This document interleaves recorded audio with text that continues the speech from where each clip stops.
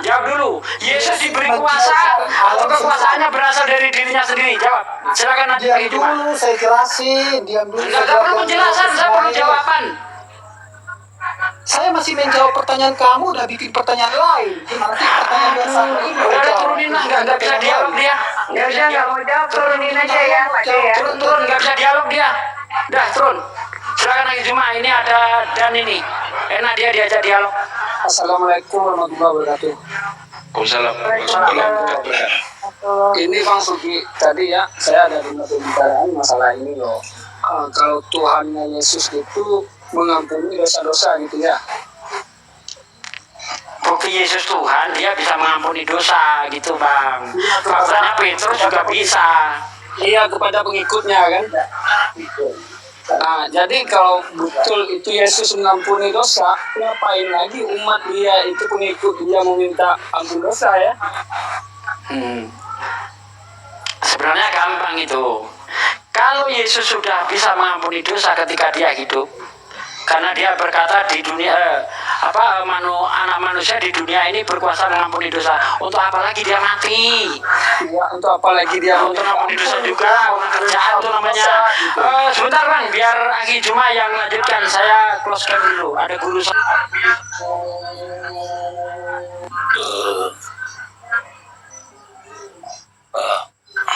Di siapa dulu Bun? Ya, selamat malam Idaman Panggari. Namanya siapa sih ya? Selamat malam.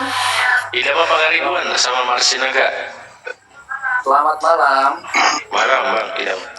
Iya, tadi pengen bicara sama Pak Sugi ya. Cuma lagi. Udah ada saya, Bang guru Idaman saya. dari Kristen juga ya? Saya Kristen Pak.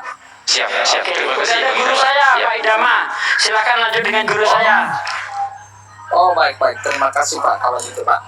Paling pertanyaan buat Pak Sugi mungkin nggak apa-apa Pak Juma ya kalau bisa berikan sedikit jawaban kali itu. Sebenarnya mau saya tanya tadi sama Pak Sugi itu, apakah Pak Sugi percaya ada malaikat gitu ya? Mungkin pasti jawabannya percaya gitu. Apakah percaya ada Tuhan kan gitu ya? Kemudian pasti kemungkinan besar jawabannya nggak percaya gitu. Cuma tadi sempat ada pembahasan tentang ya ada Tuhan selain Allah gitu ya. Nah, ibarat seperti saya pergi ke tukang jual jeruk gitu Pak. Itu tadi sudah saya jawab Pak. Saya ibaratkan gini, tidak ada orang yang hafal Bible selain Sugi Kristologi. Artinya ada orang yang hafal Bible atau hanya cuma Sugi Kristologi saja yang hafal Bible? Pak Sugi tadi sudah Karena saya jawab tadi. Tiada Tuhan selain Allah, maksudnya tidak ada Tuhan selain Allah, itu hanya Allah saja yang Tuhan. Tidak ada orang hafal Bible selain Sugi Kristologi, maksudnya yang hafal Bible cuma Sugi Kristologi, nggak ada yang lain. Begitu maksudnya itu. Silakan Bang Juma lanjut.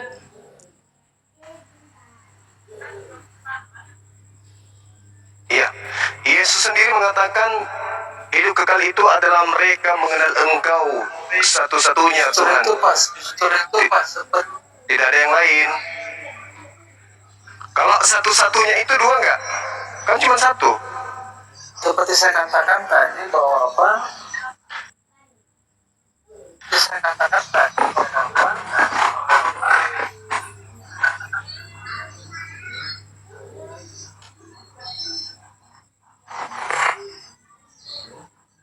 Siapa itu Wahid? Jangan nampak di kamera. Nggak boleh ya TikTok kalau ada ini anak kecil. Keponakan ya? Justru itu Pak. Aduh, Anda putus-putus suaranya Pak. Dibenerin dulu jaringan Pak. Nggak jelas Pak.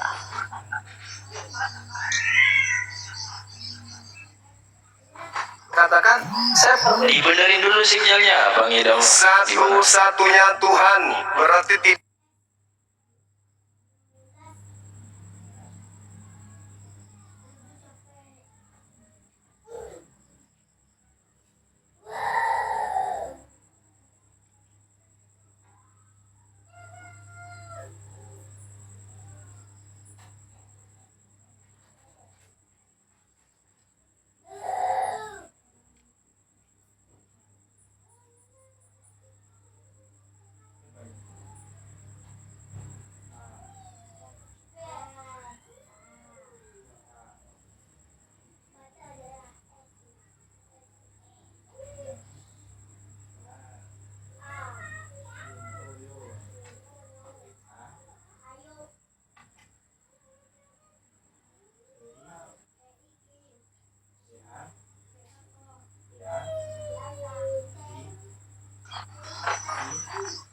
Assalamualaikum. Ngapain nih om?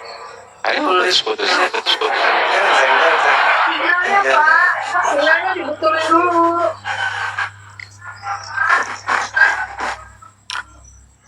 Gak ada Tuhan selain Tuhan yang disembah Yesus itu cuma itu, gak ada yang lain. Jadi kalau ada agama yang justru membuat Tuhan baru bernama Yesus, ya itu bahaya itu. Maaf.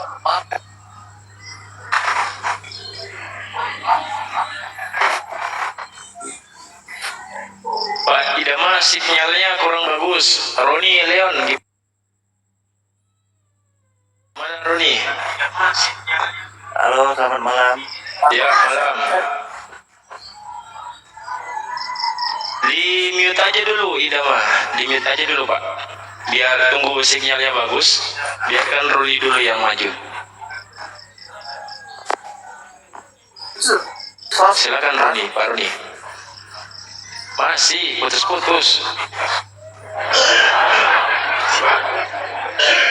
Ini saya mau tanya ini sama Bang Juma. Kenapa Nabi Muhammad itu istrinya banyak?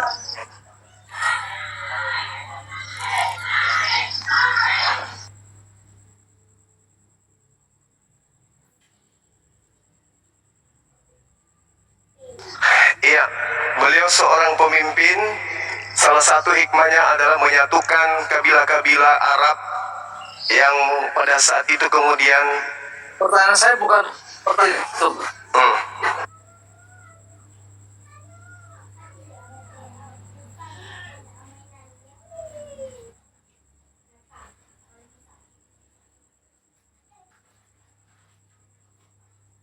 Pada ganggu, turunin aja.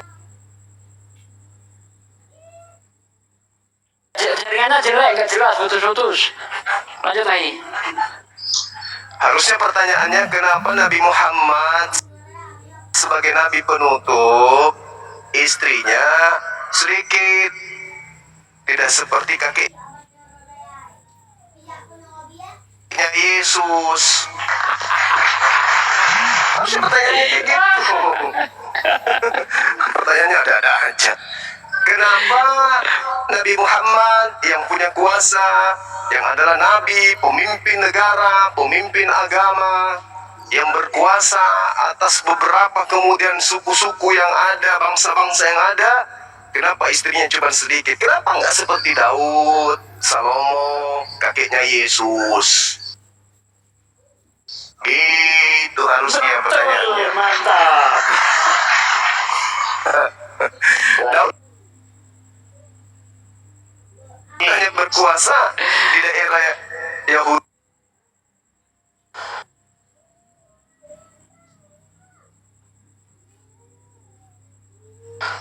Laki perempuan semua jadi mempelai wanitanya Yesus.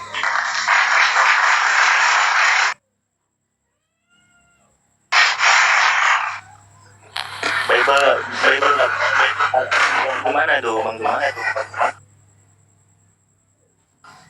Ya.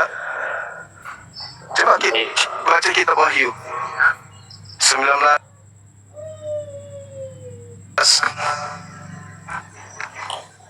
Aku di luar nih, kita di rumah. Ya, dikatakan bahwa seluruh orang Kristen nantinya itu adalah mempelai wanita. Dan Yesus itu adalah mempelai pria. Berarti laki dan perempuan semuanya adalah mempelai wanitanya Yesus. Banyak kali istrinya Yesus. Bukan itu Bang? Bagaimana? Banyak sekali istrinya Yesus itu. Berapa Bang? Semua laki dan semua perempuan itu adalah mempelai laki-lakinya. Berarti Bang Juma bilang Tuhan Yesus ngomong laki-laki dinikahin juga. Wallahu alam, saya nggak tahu karena itu dalil dalam kitab saudara. Wahyu 19 nomor 6 nomor 7 coba Anda baca. Itu data kan? Yesus mempelai laki-laki, sedangkan Kristen laki perempuan semuanya adalah mempelai wanita.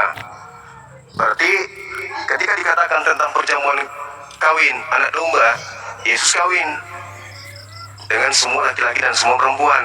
Dahsyat kan?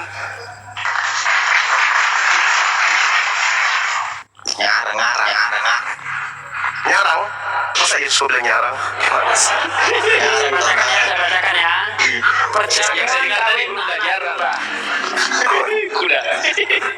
Bisa bacakan ya. Lalu aku mendengar seperti suara himpunan besar ya orang banyak seperti dasau air bah dan seperti deru guru yang hebat katanya. Haleluya. Karena Tuhan Allah kita yang maha berkuasa telah menjadi Raja. Marilah kita bersukacita dan bersorak-sorai dan memuliakan Dia, karena hari perkawinan anak domba telah tiba dan pengantinnya telah siap sedia. Waduh, itu dia. Ya kan di situ kan nggak ditulis bahwa orang laki-laki dinikahin juga, kan nggak ada dibaca tadi itu. Bang Zuma bilang laki-laki ada nikahan juga. Coba Anda baca tuh Wahyu 19 tadi. Atau Wahyu 21 nomor 9. Tadi luar bang, nggak ada di rumah. Ahi, Wahyu yang tadi, Ahi, Wahyu 21 nomor 9, Ahi. Oke, siap. 21 nomor 9. Oke.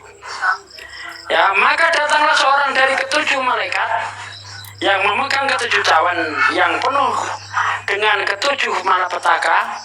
Terakhir itu, lalu ia berkata kepadaku, katanya, marilah ke sini. Aku akan menunjukkan kepadamu pengantin perempuan mempelai anak domba.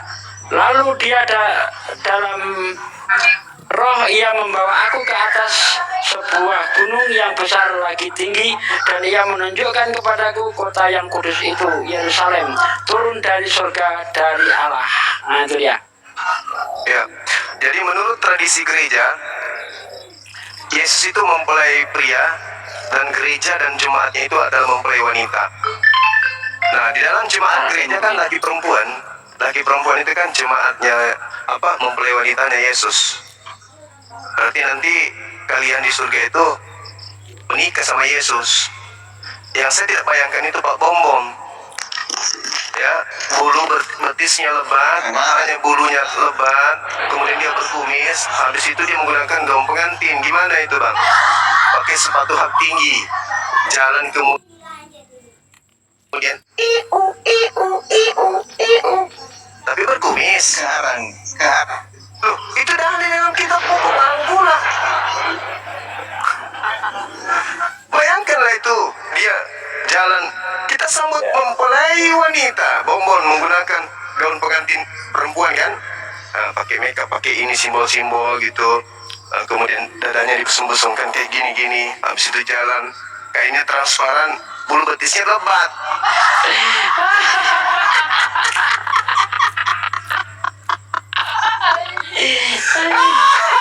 Terus Anda bayangkan Saifuddin Ibrahim pakai lipstik, ya kan, bulu matanya dilentikkan ke atas segini. Saifuddin Ibrahim pakai pemerah pipi di sini. Buka masker Baru dah. Neng. Selamat pagi suamiku Yesus. Gimana tuh Saifuddin Ibrahim kayak gitu kayaknya nanti. Kali. Saifuddin Ibrahim, kenapa kau menjadi Kristen? Murtad. Karena saya ingin jadi mempelai wanitanya Yesus.